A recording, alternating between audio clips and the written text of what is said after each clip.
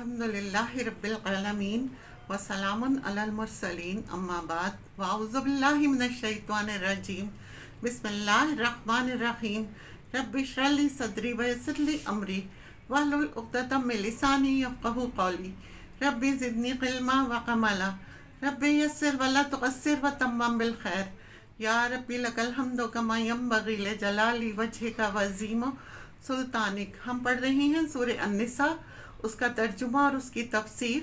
آج جو آیتیں پڑھیں گے آیت نمبر 44 اور 45، اس کا ترجمہ اور اس کی تفسیر پڑھیں گے۔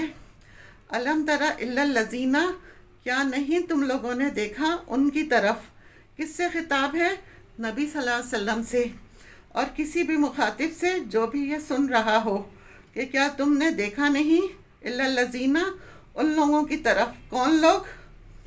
ان کی جو دیے گئے۔ کس نے دیے؟ اللہ نے۔ اور کیا دیے؟ نصیباً، ایک حصہ، من الکتاب، کتاب میں سے، یعنی جنہیں کتاب کا ایک حصہ دیا گیا تھا۔ اور کتاب سے مراد یہاں تورات اور انجیل ہے۔ اور پھر لوگوں سے مراد یہود و نصارہ، اہل کتاب۔ یہاں اشارہ ہے یہود کی طرف۔ کیوں؟ کتاب تو دونوں کو ملی۔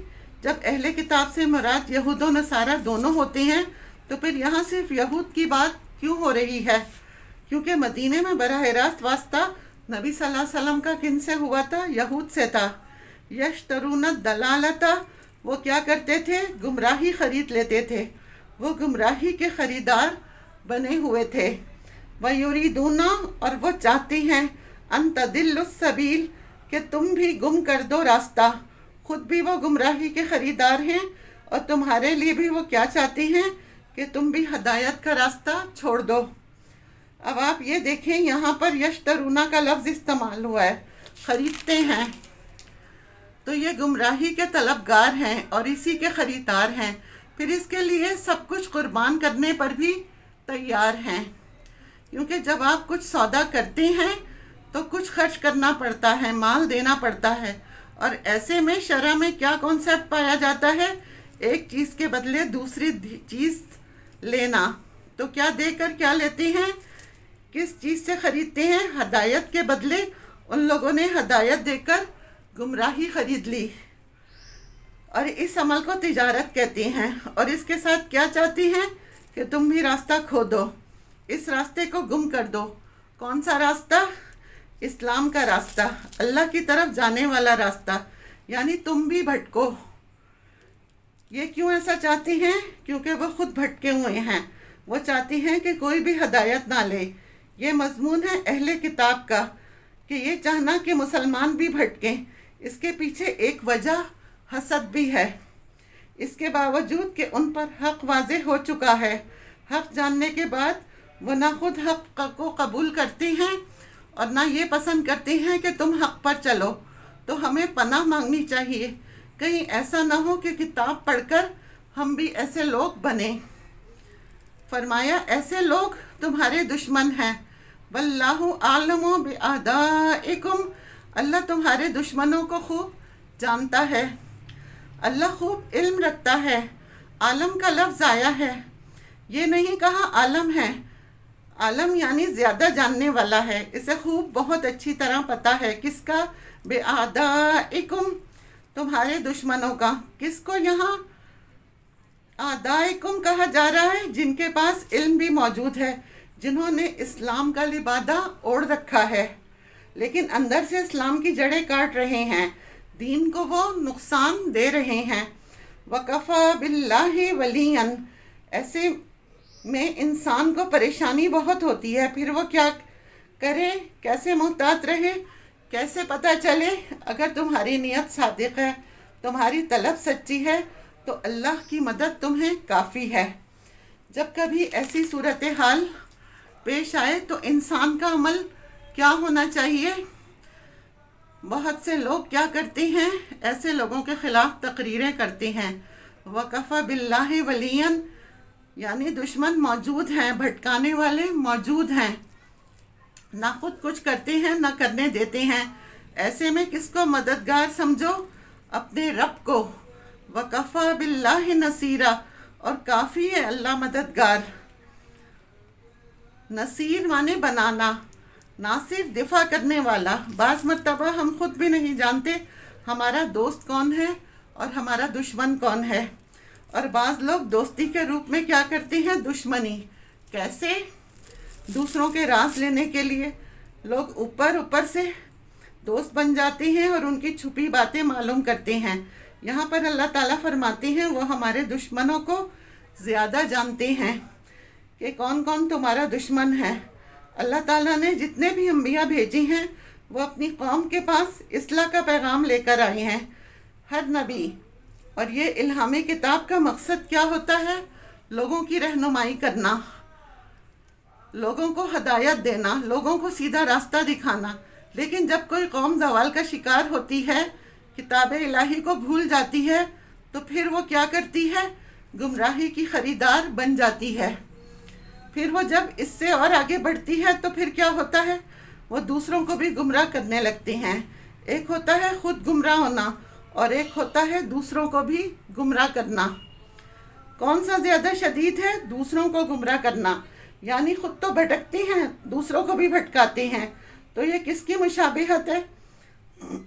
آپ صلی اللہ علیہ وسلم نے فرمایا کہ جو جس کی مشابہت کرے گا وہ انہی میں سے ہوگا۔ ان کے اعمال کی مشابہت کرنا، عقائد میں مشابہت اختیار کرنا یا عبادات میں کرنا، ایسے لوگوں کے نظریات، تعلیمات اور احکامات سے محتاط ہونے کی ضرورت ہے کہ جو اس بات کا دعویٰ کرتے ہیں کہ وہ کتاب کے عالم ہیں، لیکن حقیقت میں ان کا عمل کیا ہے؟ نہ تو وہ خود کتاب پر عمل کر رہے ہیں، نہ یہ چاہتے ہیں کہ دوسرے اس پر عمل کریں۔ یہ آیت مدینے میں نازل ہوئی، خاص گروہ کے سامنے نازل ہوئی، لیکن اس کے بعد کوئی بھی ایسا کرے اس سے محتاط رہنے کی ضرورت ہے۔ کون سے عمل سے محتاط رہنے کی ضرورت ہے؟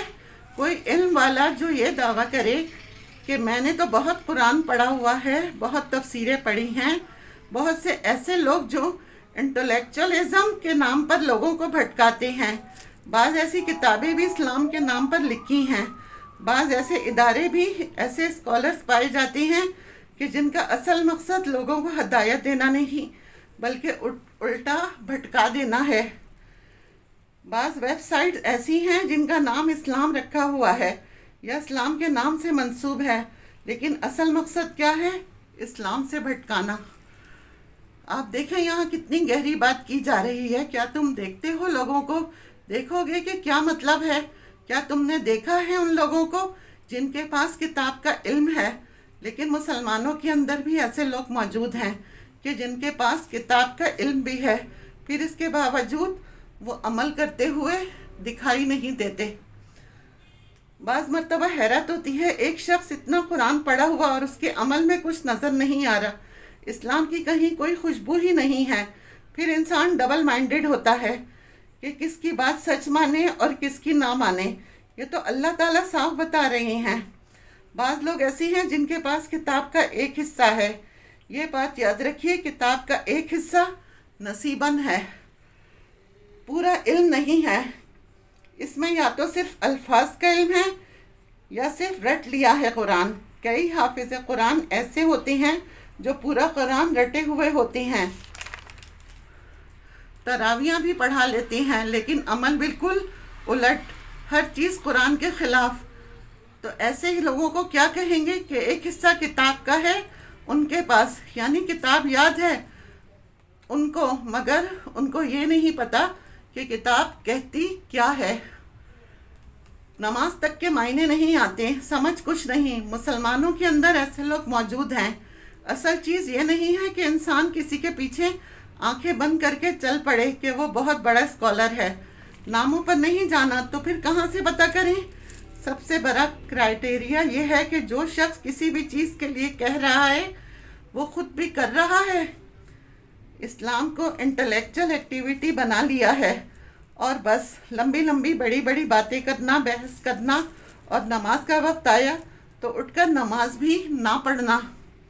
یہ ایک بہت تکلیف دہ چیز ہے اور ہم سب کو اس سے پناہ مانگنی چاہیے۔ کہیں ایسا نہ ہو کہ کتاب پڑھ کر ہم ایسے لوگ بنیں